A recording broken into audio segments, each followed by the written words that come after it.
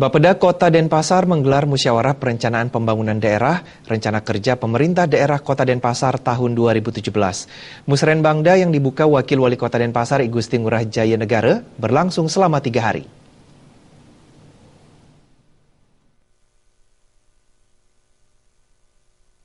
Musrenbangda Kota Denpasar RKPD Kota Denpasar yang digelar hingga 31 Maret 2016 melibatkan unsur DPRD Kota Denpasar, pimpinan perangkat daerah, organisasi profesi, perguruan tinggi, dan delegasi masing-masing kecamatan.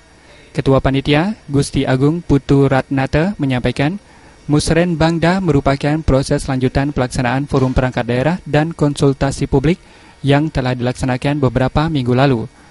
Rumusan hasil penyelenggaraan forum perangkat daerah dan konsultasi publik penting disempurnakan sebelum menjadi rancangan akhir RKPD Kota Denpasar tahun 2017. Kepala Bapeda Kota Denpasar Ida Bagus Subrato mengatakan, di Kota Denpasar terdapat 4 hal yang diprioritaskan, yakni pendidikan, penduduk pendatang, pengentasan kemiskinan, dan pengangguran. Karena bagaimanapun masalah penduduk pendatang itu adalah masalah yang sangat utama. Karena itu terimplikasi dengan masalah-masalah lain, seperti masalah kemacetan, masalah lalu lintas, masalah banjir.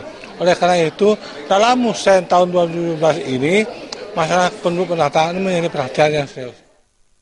Musrenbangda Kota Denpasar dibuka Wakil Wali Kota Denpasar I Gusti Ngurah Jaya Negara mewakili Wali Kota Denpasar.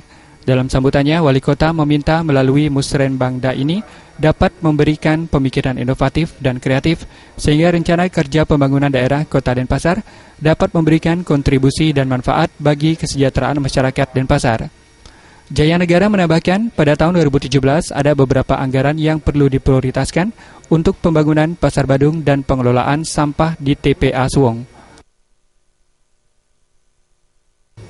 Dalam pembukaan Musrenbangda ini disampaikan pemaparan dari Bapeda Provinsi Bali, BPS Kota Denpasar, dan Bapeda Kota Denpasar.